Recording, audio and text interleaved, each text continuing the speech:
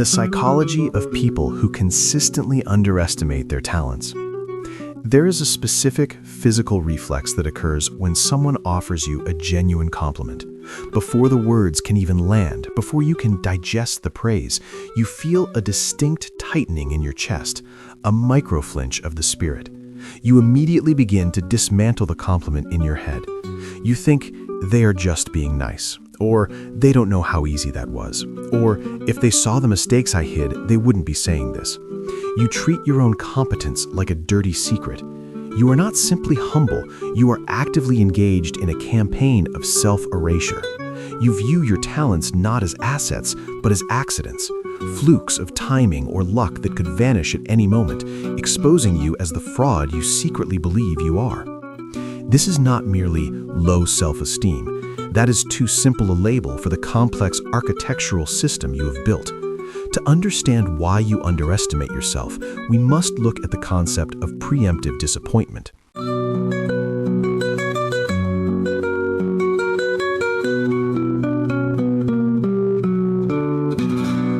Somewhere along the timeline of your life, you learned a dangerous equation.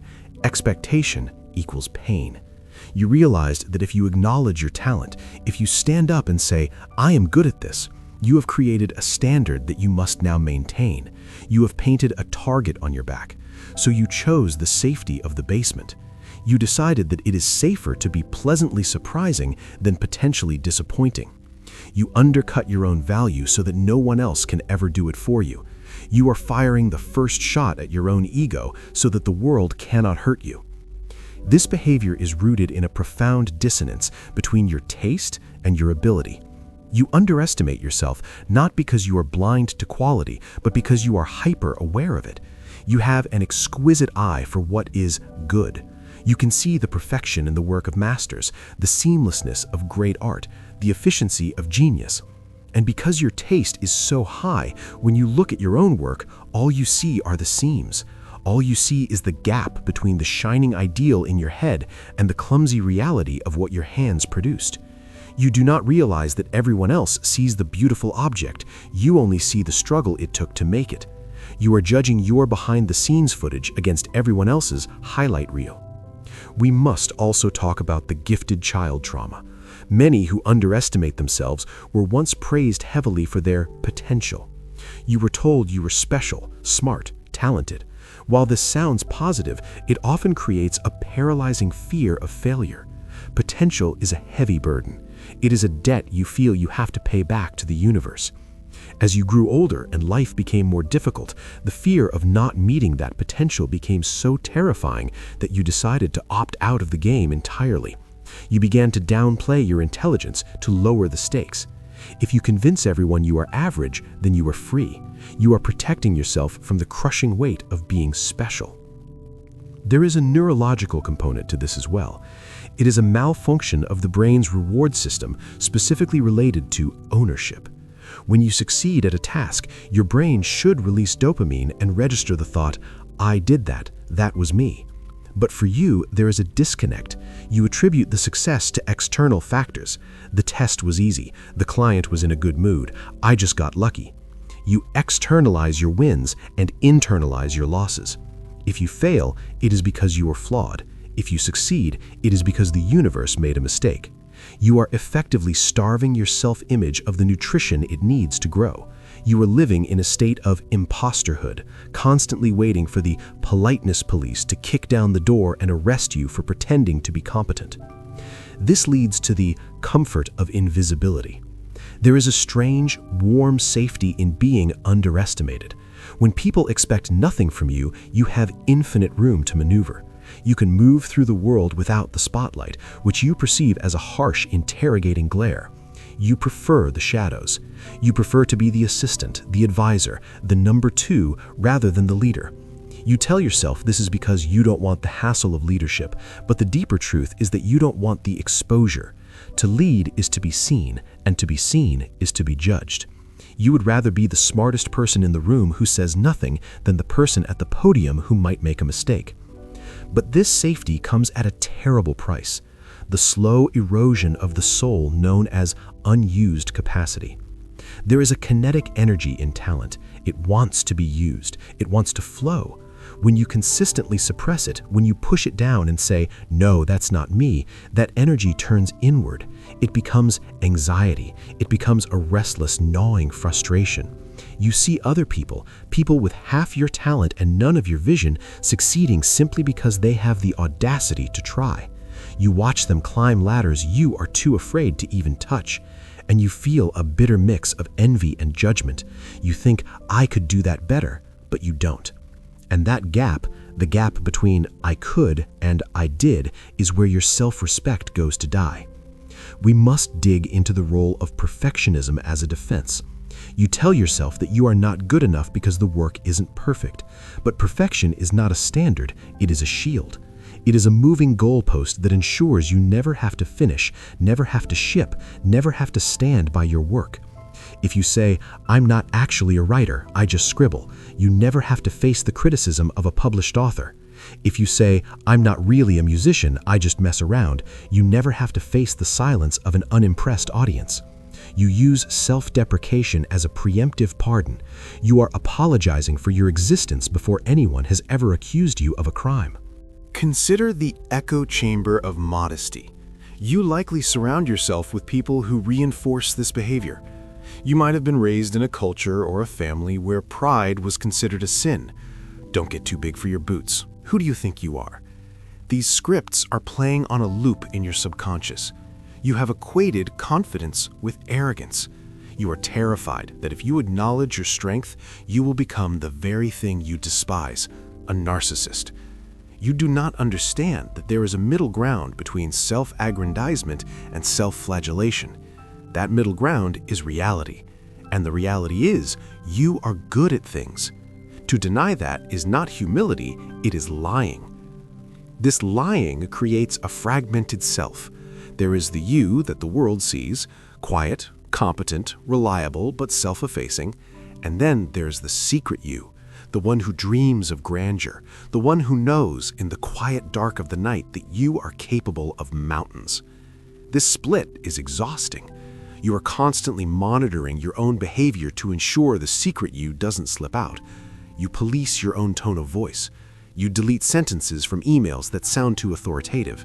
You add qualifiers like, "I think," "maybe." Does that make sense? You are shrinking yourself to fit into a box that you built with your own hands. Furthermore, this psychology affects your relationships. You often attract partners or friends who agree with your low assessment of yourself. Or worse, you attract fixers who want to bring you out of your shell. While well-intentioned, these people eventually get frustrated by your refusal to own your power. They get tired of constantly reassuring you.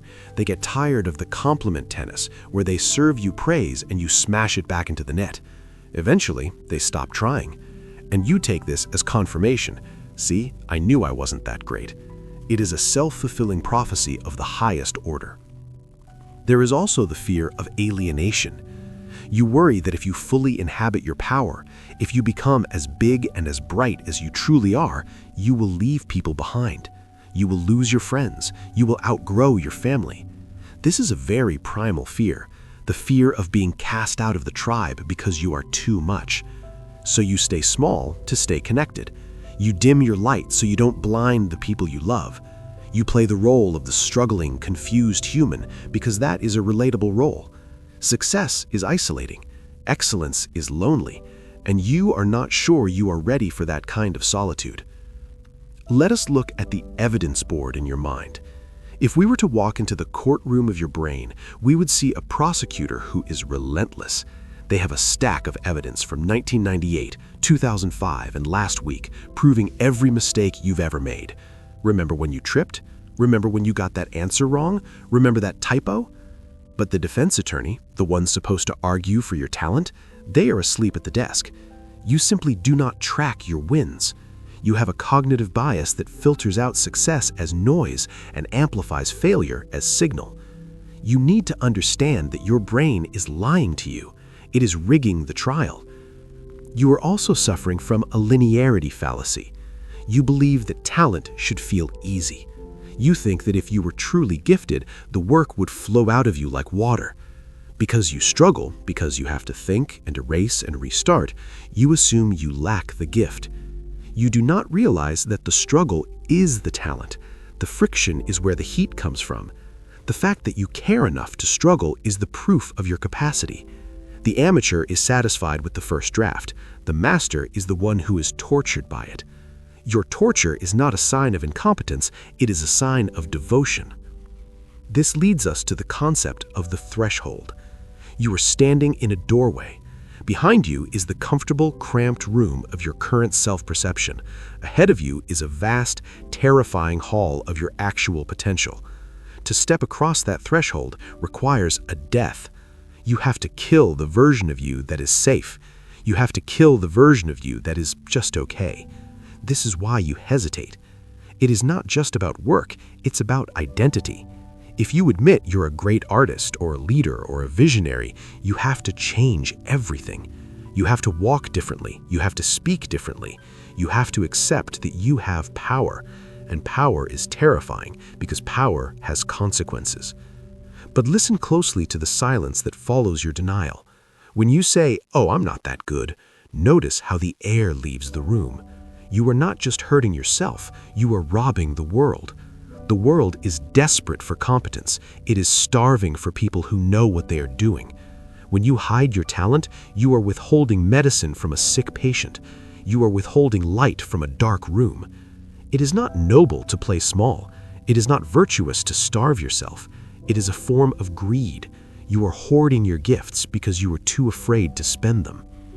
We must also consider the illusion of permanence. You act as if your current level of skill is a fixed biological fact, like your eye color. You say, "I'm just not good at math," or "I'm not a creative person." You speak in absolutes. But talent is not a rock, it is a muscle. By denying it, you are putting the muscle in a cast. You are causing it to atrophy. The tragedy is not that you lack talent, it is that you are actively dismantling the talent you have. You are a gardener who pulls up his own flowers because he doesn't believe he deserves a garden. So, how do we begin to dismantle this fortress? It starts with the uncomfortable practice of just saying thank you. When someone compliments you, you must override the reflex to deflect. You must stand in the fire of the praise and let it burn you. You simply say, "Thank you." You do not add "but." You do not add a joke. You just let the words land. It will feel arrogant. It will feel wrong. It will make your skin crawl. Do it anyway. You are retraining your nervous system to accept love. You are teaching your brain that it is safe to be seen. You must also begin to keep a receipts log. You cannot trust your memory, so you must trust data. Write down the things you have done, not the things you wanted to do, but the things you actually finished, the problems you solved, the people you helped. When the voice in your head says you are nothing, you open the book and point to the data. You fight the emotion with evidence. You force the prosecutor in your mind to look at the exhibits. And finally, you must make peace with the imposter. The feeling of being a fraud will never fully go away, because as your skills grow, your taste will grow with them. You will always be chasing your own horizon. The goal is not to feel like a master. The goal is to act like one despite the feeling. The goal is to realize that everyone you admire, every hero, every genius, every icon, wakes up with the same stone in their shoe. They are just better at walking with it. They have decided that the work is more important than their fear of the work. You are not empty. You are not a fraud. You are simply a vessel that is overflowing, but you have capped the lid tight. You are terrified of the spill. You are terrified of the mess that creation makes. But you must realize that this pressure you feel, this constant low-level hum of dissatisfaction, is not a sign that something is wrong. It is a sign that you are functioning correctly. It is the engine revving against the brakes. The only way to stop the shaking is to take your foot off the brake. We must address the concept of stewardship. You do not own your talent. It was not given to you to hoard, to hide, or to apologize for. You are merely its steward. You are the custodian of a specific set of abilities that the universe has invested in you.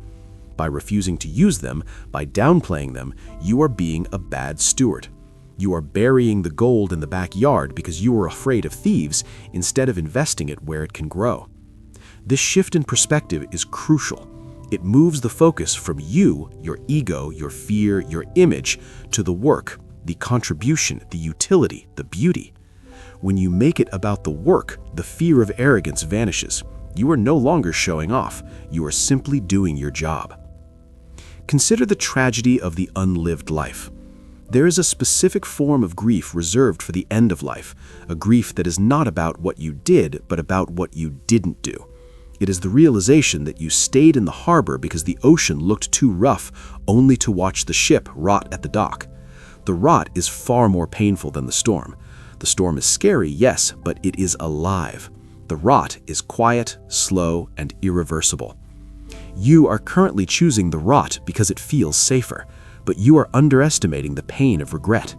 Regret is a ghost that will haunt the hallways of your mind, whispering the words, "What if?" until the day you die. You have the power to exorcise that ghost right now, simply by beginning. You must also learn to distinguish between humility and cowardice. True humility is knowing your size in the vastness of the universe. It is knowing that you are small, but that you are also significant. Cowardice is pretending you are invisible. You have been wearing cowardice like a costume and calling it modesty. It is time to take the costume off. It is time to stand at your full height. This will feel uncomfortable. It will feel like you are taking up too much space, but you are not taking up too much space. You are finally filling the space that was reserved for you. Think about the people you admire, the artists, the leaders, the thinkers. Do you love them because they are perfect? No. You love them because they are brave. You love them because they put something out into the world that touched you. Imagine if they had succumbed to the same whisper that plagues you. Imagine if they had decided, "I'm not good enough, I'll just keep this to myself." The world would be darker. The world would be colder. Do not inflict that coldness on the future. Someone out there needs exactly what you have.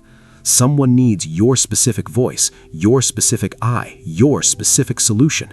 You are holding the key to a door that someone else is desperately trying to open.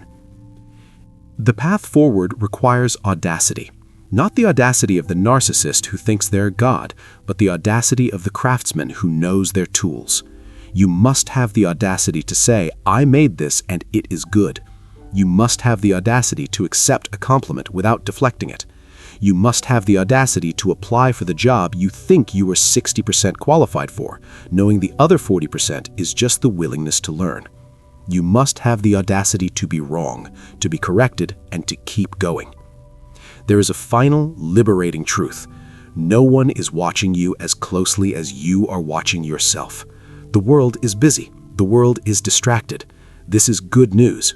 It means you are free to experiment. You are free to fail. You are free to succeed. The spotlight you feel on your skin is a hallucination. Step out of the shadows of your own mind. The talent you have is not a burden. It is a map. Follow it. It is leading you to the version of yourself that you have been missing all along. It is leading you home. So, the next time you feel that instinct to shrink, that reflex to apologize for your own competence, catch it. Hold it in your hand, look at it, and then gently put it down. You do not need it anymore. You are ready. You have always been ready. The waiting is over.